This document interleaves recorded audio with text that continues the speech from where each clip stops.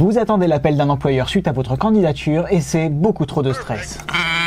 Pour répondre à vos angoisses, j'ai fait appel à une partenaire emploi très engagée auprès des jeunes de la mission locale. C'est Lisa, elle travaille depuis 4 ans chez Randstad. Par le passé, elle a fait de la prépa de commande avant de bifurquer en administratif. Elle a été prise en stage dans une agence d'intérim avant de devenir chargée de compte chez Randstad In-house. On la croise régulièrement sur les forums organisés par la mission locale et elle n'a pas hésité à répondre positivement à mon invitation. Cette vidéo commencera par une simulation d'entretien téléphonique non scénarisée, c'est-à-dire que je vais vraiment répondre aux questions auxquelles je n'ai pas été préparé en amont. La simulation sera suivie d'un débrief à chaud avec Lisa et enfin une session d'échange et de conseils pour bien réussir ces entretiens. Installez-vous confortablement et prenez des notes. Faites-nous part de vos questions et de vos remarques dans les commentaires, ça fera de la matière pour faire d'autres vidéos plus tard. Allez, place à la simulation. Je suis un jeune demandeur d'emploi et j'ai déjà démarché plusieurs agences d'intérim dans le cadre d'une recherche de contrat assez long pour pouvoir financer ma reprise d'études en septembre. J'ai déjà fait de la préparation de commandes et j'ai mon CACES. J'ai déjà rencontré Randstad In-house sur un job dating organisé par la mission locale, mais c'est pas Lisa qui m'a rencontré. Du coup, elle va m'appeler pour en savoir un peu plus. Je travaille aujourd'hui pour Randstad In-house et je vais recruter pour le client Atlantique pour lequel on va avoir besoin de différents profils dans le secteur de la logistique et tout particulièrement des postes en préparation de commandes. Chez Atlantique, on recrute tout au long de l'année. On va avoir quelques saisonnalités, mais malgré tout, aujourd'hui, moi je recherche des préparateurs de commandes en CACES 1. On attend des personnes qu'elles soient disponibles sur du long terme, que les horaires en 2-8 ne posent pas de problème pour eux, avec un bon savoir-être. Je suis stressée comme si j'allais vraiment... Non, je veux pas.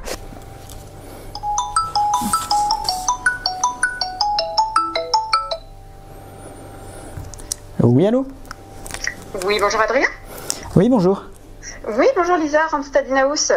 Je me permets de vous contacter, j'ai sous les yeux votre CV. L'une de mes collègues était au forum et m'a indiqué du coup, voilà, vous étiez intéressé pour travailler pour la société Atlantique. Oui, tout à fait. Voilà, je voulais juste échanger un petit peu avec vous par rapport à votre candidature. Vous avez quelques minutes? Oui, complètement, je vous écoute. Super, merci. Alors, donc du coup, vous avez indiqué sur votre CV être intéressé par un poste en préparation de commande, c'est bien ça? Absolument, c'est ça. Ok, super. Vous avez déjà de l'expérience en tant que préparateur de commande? Oui, j'ai une expérience de 3 mois chez Salomon. D'accord, qu'est-ce que vous faisiez exactement? Si vous pouvez me décrire un petit peu votre quotidien là-bas? Alors, j'ai été au service réception, au déchargement des camions, à la mise en palette. Et ensuite, on travaillait dans une mezzanine, donc on classait les cartons aux emplacements prévus, on bipait pour que l'inventaire soit juste. J'ai fait un petit peu d'expédition aussi et de l'inventaire. D'accord, donc un parcours plutôt polyvalent, c'est ça? Oui, tout à fait, et j'apprécie d'être polyvalent. Ok, super. Donc vous êtes aussi bien à l'aise avec la conduite du chariot CACES 1 que l'utilisation du scan? Oui, tout à fait. Parfait. Ok, très bien. Donc effectivement, votre expérience, elle me paraît plutôt intéressante parce que chez Atlantique, voilà, ça va être à peu près similaire. Là, on va vraiment rechercher un préparateur de commandes dans le secteur de la messagerie. Donc la messagerie, c'est de la préparation de commandes de produits, ventilation, climatisation. Donc voilà, c'est les produits que vont faire Atlantique. D'accord. Au quotidien, ce sera l'utilisation du scan pour flasher, pour biper les produits et la conduite du chariot CACES 1. Donc en toute sécurité, il faut que voilà, vous soyez plutôt à l'aise. D'accord. J'ai une question sur le poids des cartons. Oui. C'est Alors, des... poids, oui, pardon. Le poids peut être assez variable. Donc vous pouvez avoir des colis assez légers qui vont aller de 1 à 2 kg jusqu'à 20 kg. Donc il faut être en mesure de porter un petit peu de poids, mais malgré tout c'est pas non plus un frein. D'accord, tout à fait. Non, mais aucun problème. Ok. Au niveau des horaires, on va plutôt être sur des horaires en 2-8. Donc c'est-à-dire que vous alternez une semaine de matin et une semaine d'après-midi. Donc au niveau des horaires précis, on va être sur du 6h, 13h24 le matin, 13h24, 20h48 l'après-midi. Est-ce que ça peut être bon pour vous? Oui, c'est tout bon. J'ai l'habitude de travailler sur ce type d'horaire. Parfait, super. Et est-ce que vous êtes disponible plutôt sur du court terme ou plutôt sur du long terme? Alors, je dois reprendre mes études en septembre, donc voilà, ça dépend de ce que vous appelez long terme, mais je suis disponible dès maintenant et oui, pendant 2 mois. D'accord, ok, très bien. Ça peut être bon pour nous effectivement parce que là on va être sur des remplacements de congés d'été, donc ça peut être très intéressant pour nous que vous soyez disponible au moins sur cette période de l'année. Donc c'est super. Au niveau du déplacement, pour vous déplacer jusqu'à Saint-Quentin-Fallavier, c'est ok pour vous également? Aucun problème, je suis véhiculé. Aucun problème, parfait. Alors moi, ce que je vous propose, Adrien, du coup, dans un second temps, donc c'est de venir nous rencontrer directement sur le site Atlantique. Donc moi, j'organise ce qu'on appelle des sessions de recrutement collectives. Ok. Donc c'est-à-dire que vous êtes plusieurs personnes à venir en même temps. Moi, je vous présente un petit peu plus l'entreprise Atlantique avec voilà toutes les informations nécessaires à connaître avant une prise de poste possible. On fera une petite visite de site également. Et si vous êtes toujours intéressé après tous ces éléments, vous aurez 2 tests de sélection à réaliser ainsi qu'un entretien individuel. D'accord. Les tests consistent en quoi? Alors, on va avoir 2 tests de sélection. Un premier test, du coup, sur toute la partie sécurité. Vraiment, vous aurez une image et vous aurez besoin de repérer au maximum, en tout cas, 12 erreurs minimum sur 20 pour pouvoir valider ce test. D'accord. Et le second test, c'est plutôt un test voilà, sur votre capacité à comprendre les consignes qu'on va vous donner, votre capacité de calculer des éléments, de repérer des anomalies, des erreurs. Voilà, c'est un test un petit peu plus long celui-ci. D'accord, très bien. C'est tout bon pour vous, Adrien? C'est tout bon pour moi. Et du coup, cette session collective, elle serait quand? Alors, pour la session collective, je vais tout vous envoyer par mail. Ce serait demain à partir de 9h30. Voilà, vous arrivez tous pour 9h30. Il faut bien prévoir 2 heures de votre temps pour pouvoir faire tous ces éléments. Et moi, à l'issue de cette session, je vous recontacterai par la suite pour vous donner ma validation ou non. Très bien, c'est noté. Merci beaucoup. Super. Merci beaucoup, Adrien. Vous n'avez pas d'autres questions? Pour le lieu, c'est pareil, ce sera dans l'email, j'imagine? Tout sera dans l'email. Ce sera directement sur le site Atlantique, mais je vous remets tout dans le mail. Très bien, je vous remercie beaucoup. Super, merci à vous. Passez une bonne journée. Merci à vous aussi. À demain. Au revoir. Au revoir.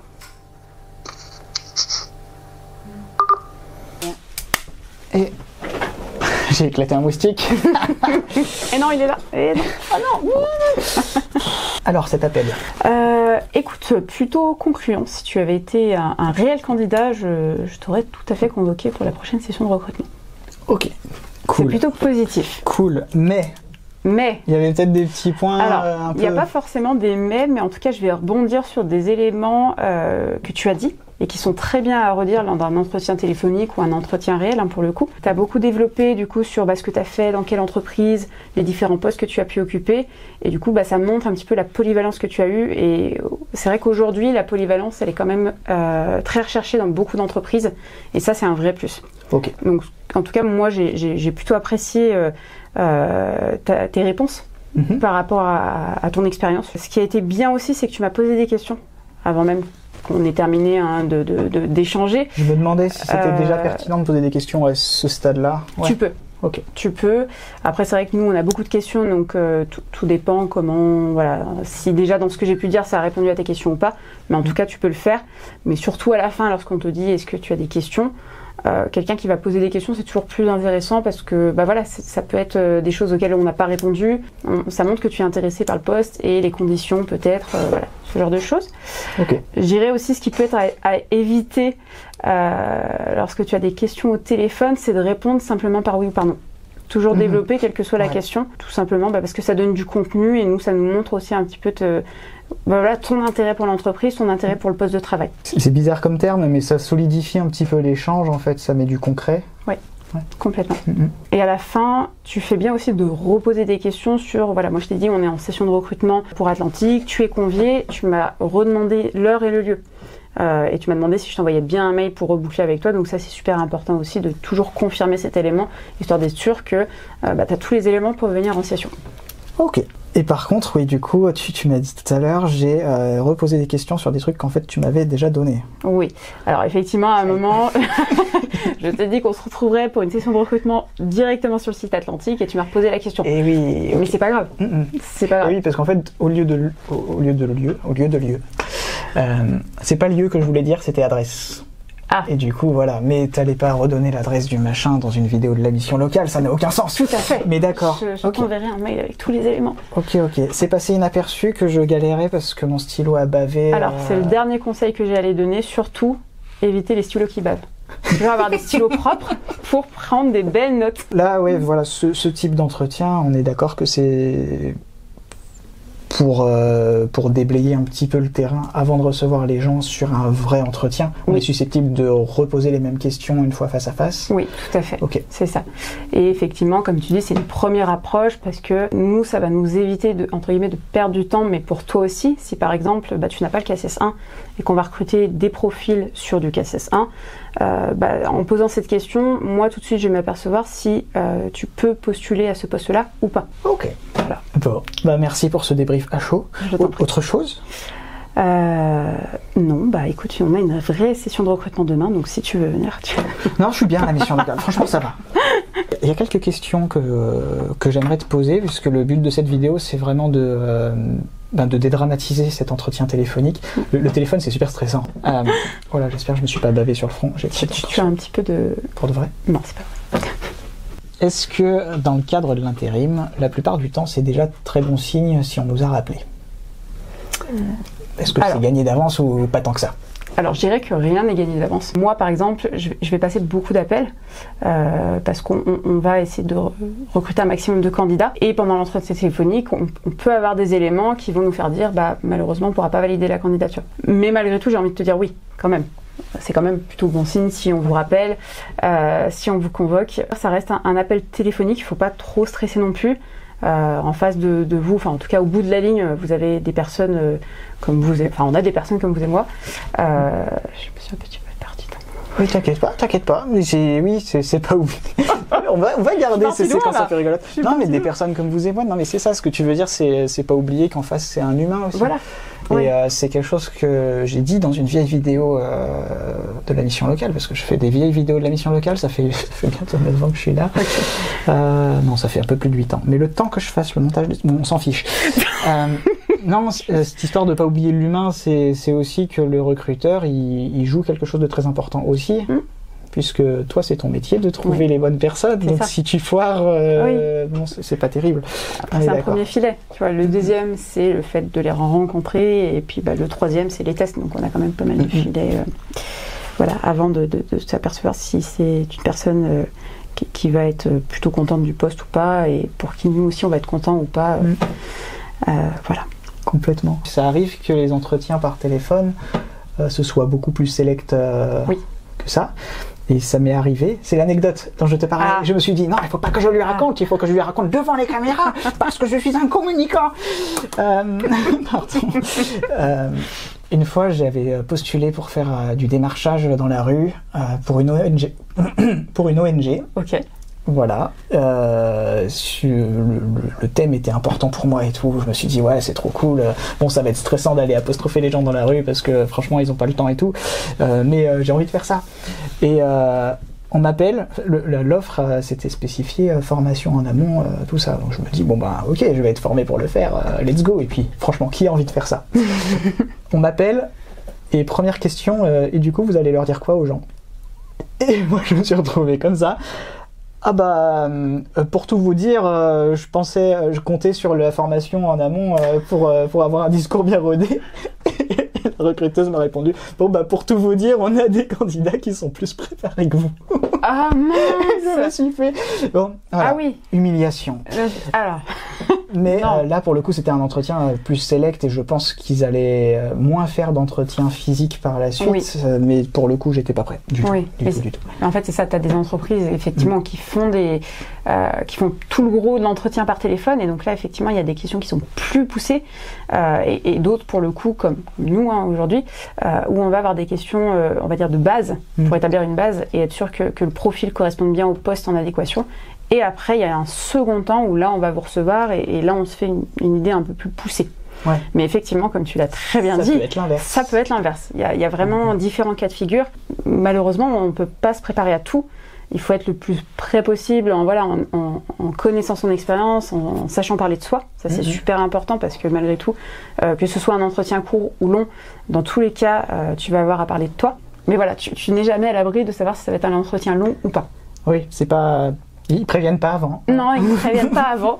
Mais voilà, ce qui est important de dire aussi, c'est que malgré tout, en tant que recruteur, on reste des humains, comme toi, comme nous, comme tout le monde. Et il ne faut pas se mettre une pression démesurée on va dire, il faut rester le plus soi-même, et c'est vraiment ce qui peut faire la différence aussi. Oui, et puis c'est vrai que souvent on voit dans les conseils qu'on a pour les entretiens d'embauche, c'est soyez détendu, c'est important d'être détendu, tout ça. Et en fait, on a tendance à se dire que c'est pour que le recruteur ait une bonne vision de nous parce qu'on est détendu, mais en fait le plus important c'est d'être détendu pour pas trop stresser et dire des pipes. Alors j'ai dit un gros mot, il va falloir mettre un en fait, que je sois stressé, que je parle vite, est-ce que c'est bien gênant? Du moment que tu comprends ce que je dis. Voilà, du moment que je comprends parfaitement ce que tu me dis, il n'y a aucun souci. Et après, c'est sûr que c'est pas toujours évident de gérer son stress, hein, surtout quand on est jeune. Moi, je vois la première, hein, quand j'ai postulé sur des annonces, en préparation de commandes, je stressais comme tout le monde. Mais au final, on se rend compte que ça reste du travail. Il faut être le plus serein possible, même si c'est compliqué. Nous, en tout cas, on ne va pas se bloquer parce que vous êtes stressé. C'est pas non plus un facteur, on va dire, limitant. Mais je reconnais que c'est pas toujours évident. Ouais, on est d'accord. Ah oui. C'est une question. Imagine, bon là c'était complètement... les dés étaient pipés, madame. Puisque j'avais déjà installé ma feuille, j'avais tout à fait testé mon stylo. Voilà, c'est pas grave. Hein. J'avais tout installé, tout était prêt, mais la plupart du temps, un recruteur m'appelle. Si je suis dans la rue, qui plus est avec des camarades de classe un peu bruyants ou quoi, est-ce que c'est le moment opportun pour décrocher? Est-ce que je devrais laisser la personne laisser un message? Qu'est-ce que je fais? Je pense déjà que chaque recruteur... Ça faisait très longtemps. Je suis partie trop. Ça faisait longtemps que j'avais pas perdu mon calme. Chaque recruteur a son point de vue sur la question. Moi, les conseils que je peux apporter aujourd'hui, ça va être mes conseils.